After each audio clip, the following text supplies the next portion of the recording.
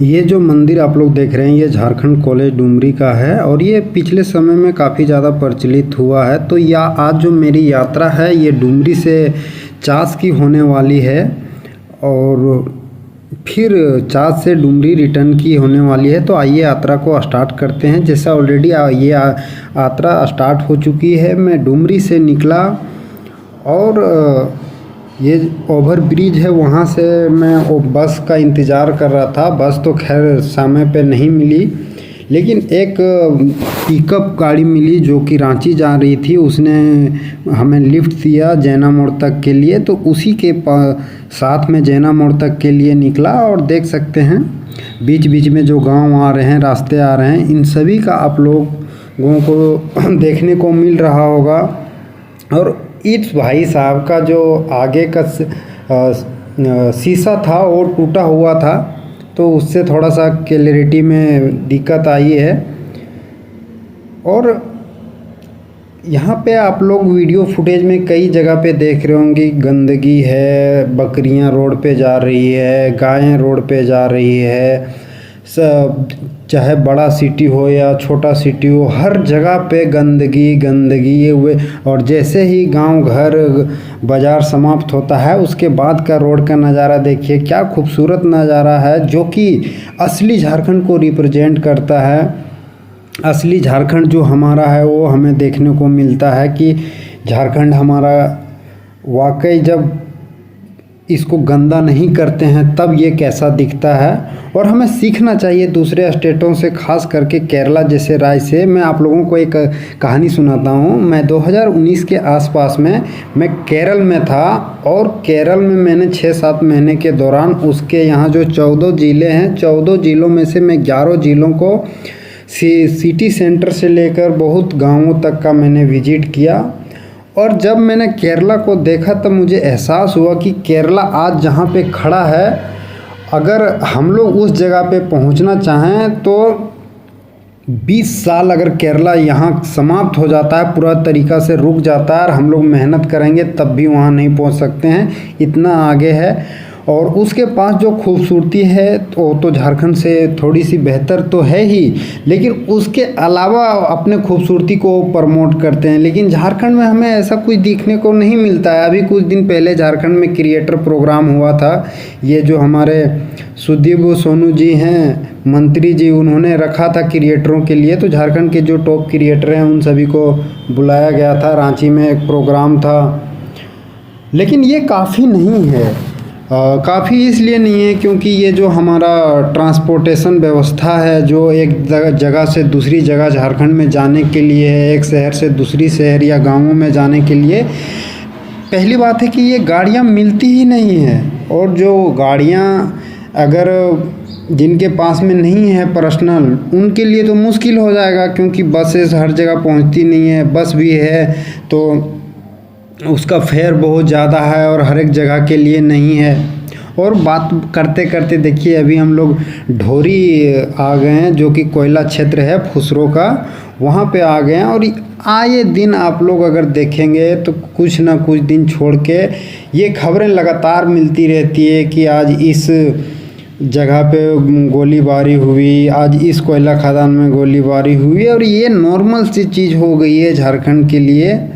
और लोग इतना कैजुअली लेते हैं, क्या ही बताएं, जैसे किसी का जान का कोई कीमत ही नहीं है। जानवर से भी बदतर ज़िंदगी है, ऐसा हमें देखने को मिलता है झारखंड में। और ख़ास करके जहाँ पे खनिज है वहाँ तो क्या ही स्थिति के बारे में कुछ कहना ही नहीं है। आप लोग तो रूबरू होंगे ही। और बीच बीच में जो भी गांव पड़ रही है उसके जो भी आकर्षक चीज़ें मुझे लग रही थी उन सभी को मैं कैमरों में कैद करने की कोशिश कर रहा था। और जो दिख रही है वो कहानियाँ मैच नहीं हो रही है, वो उसके लिए मैं क्षमा चाहता हूँ। और अभी ये जो देख रहे हैं ये तुपकाडी हम लोग पहुँच गए हैं। तुपकाडी में ये जो मंदिर दिख रहा है, इस मंदिर को मैं बहुत बार देख रहा हूँ। ये बांस का ये जो लगा हुआ है बहुत सालों से ऐसा ही है, शायद निर्माणाधीन है, काम हो रहा है। बहुत बड़ा सा मंदिर है। जब ये पूरा बन जाएगा तब देखने वाली बात होगी कि कैसा लुक आता है ओवरऑल। और ये जो फुसरो से जैना मोड़ तक जाने वाली सड़क है ना, वो सड़क इतनी ज़्यादा ख़राब है, इतनी ज़्यादा टूटी फूटी है, इतने उस पर झटके लगते हैं, मानो उसके क्या ही कहें, उस पर सरकार को दोष दें, अपने आप को दोष दें कि हम झारखंड में पैदा हो गए हैं। मुझे समझ नहीं आता, कभी कभी मैं जो भौचक हो जाता हूँ कि बोलूँ तो बोलूँ ही क्या। अब खेती किसानी का दिन आ गया, देख रहे थे अभी एक अंकल हल बैल को ले जा रहे थे। इसी तरीक़ा से बहुत लोग हैं हर एक जगह पे। झारखंड में अभी मानसून तो आ ही गया है कह सकते हैं, हर एक दिन कहीं ना कहीं बारिश हो ही जाती है। देख सकते हैं कोयले को किस तरह से ढोया जाता है। सड़कें ख़राब है, उसके बावजूद भी ये लोग जो इतनी मेहनत करते हैं, ये वाकई आसान नहीं है। लगता है कोयला में बहुत पैसा है, लेकिन उसके पीछे का जो लोकल लोगों का मेहनत है, जो इस तरीके से कोयले बेचते हैं, वो काबिले तारीफ़ है। इसमें से भी कई लोगों की जाने जाती है दब के या गाड़ी से गिर गया। अभी ये जो है बोकारो से रांची जाने वाली जो 4 लाइन है वही है। अभी हम जैना मोड़ से निकल के और उधर बोकारो के लिए जा रहे हैं। अभी टोल टैक्स आने वाला है, आगे टोल टैक्स है जो जैना मोड़ से थोड़ा सा दूर पर है। और इसी तरीक़ा से हम लोग गुजरते गुजरते नया मोड़ जाना था, तो नया मोड़ से जो ऑटो का किराया है जैना मोड़ से वो 40 रुपये है। वहाँ से जो किराया लगता है, बस वाले उतना जल्दी लेते नहीं। देख सकते हैं कोयला को किस तरीक़े से ढो के ले जा रहे हैं। ये चचा बहुत उम्र दराज लोग भी देखता हूँ कि ऐसी कार्यों में लगे हुए हैं। क्या करेंगे, ऑप्शन भी नहीं है झारखंड में, बहुत ज़्यादा नौकरी के नाम पे कुछ नहीं है। और जो संसाधन है, जो यहाँ का मिनरल है, उस पे बाहरी लोगों का कब्जा है, लोकल लोगों का तो उतना कुछ है नहीं। जो बीन बान के वो करते हैं वही है उनके पास में, उसमें से भी जान कब चली जाए कोई अता पता नहीं है। लोकल लोगों के ऊपर हमेशा तलवारें अटकी हुई रहती है। ये देख सकते हैं पेट्रोल का ये प्राइस है अभी 305 रुपये में 3 लीटर ऐसे कुछ हुआ।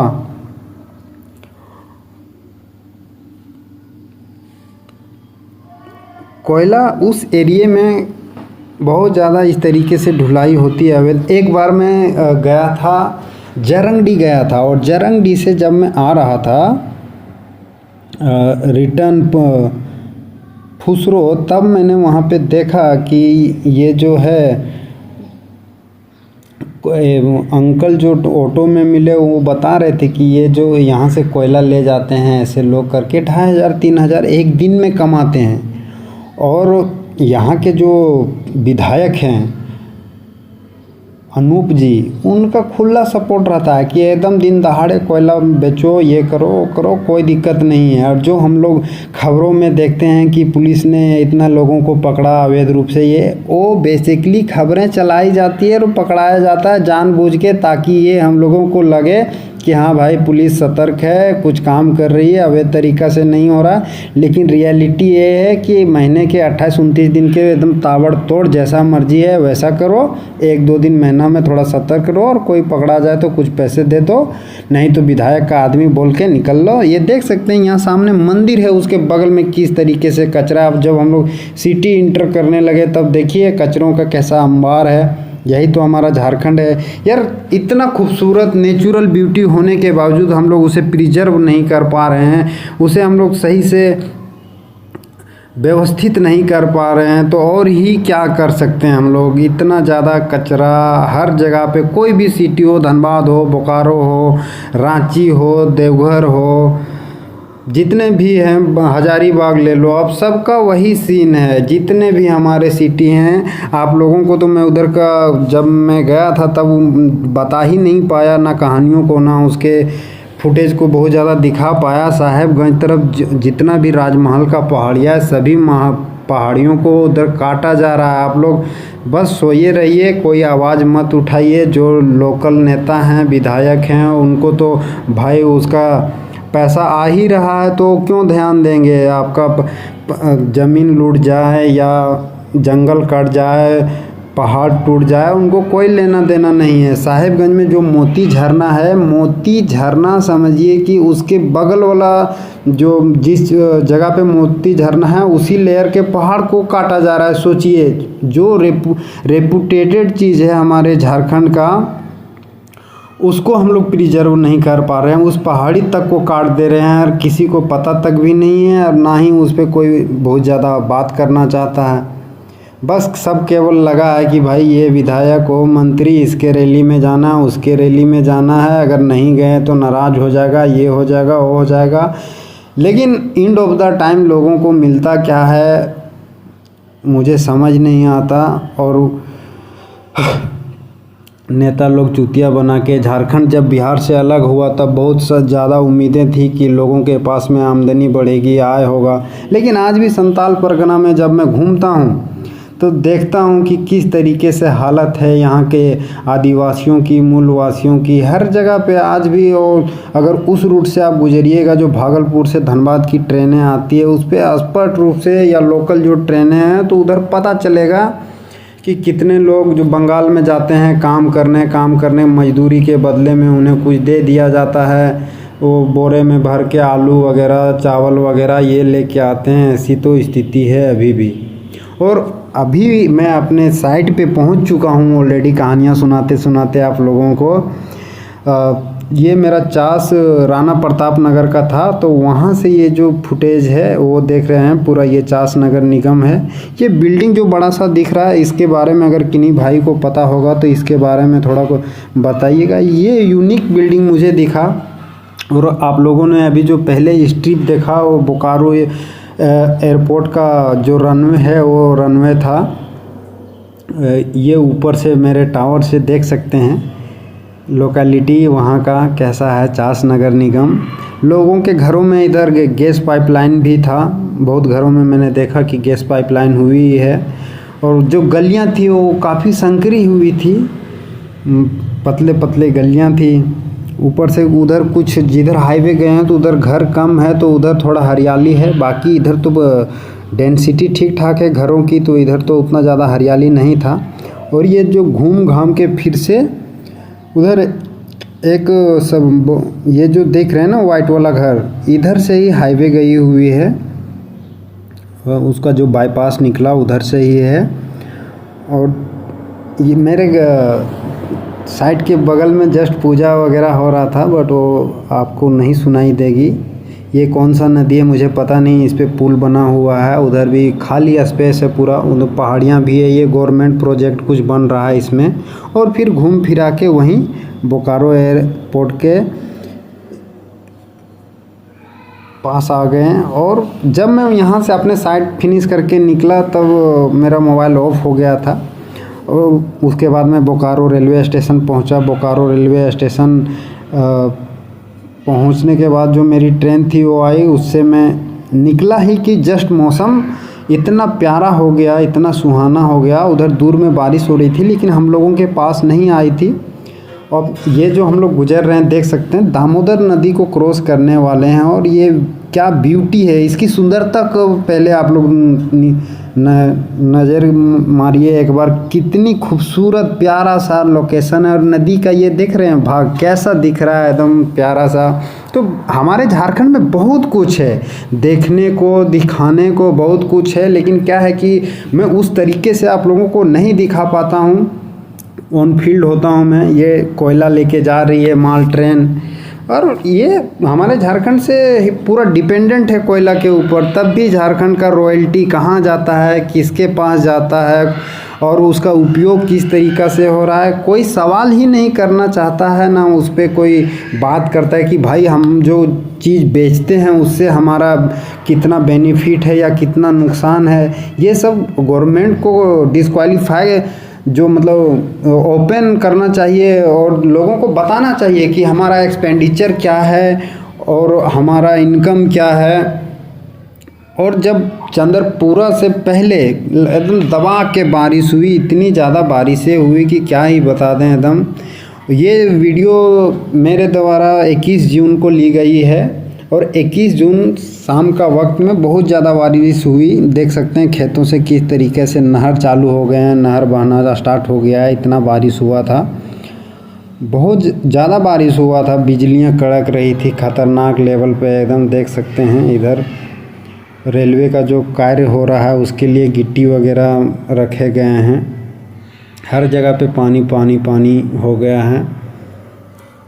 और ये जब मैं गोमो से निकल रहा था तो गोमो के पहले का है, और ऑलरेडी अब मैं पारसनाथ पहुंच गया। पारसनाथ में भी इधर भी बारिश हुआ था, तो इधर का भी माहौल ऐसा ही बारिश वाला माहौल था। तो कुल मिला के ये जो मेरी यात्रा है यहीं पे समाप्त होती है। फिर जब मैं किसी दूसरी जगह पे जाऊंगा तो वहाँ से आप लोगों के साथ में वार्ता करूंगा। तब तक के लिए आप सभी का एक बार बहुत बहुत धन्यवाद, मेरे साथ में यहाँ तक मेरी कहानियों के साथ में बने रहने के लिए।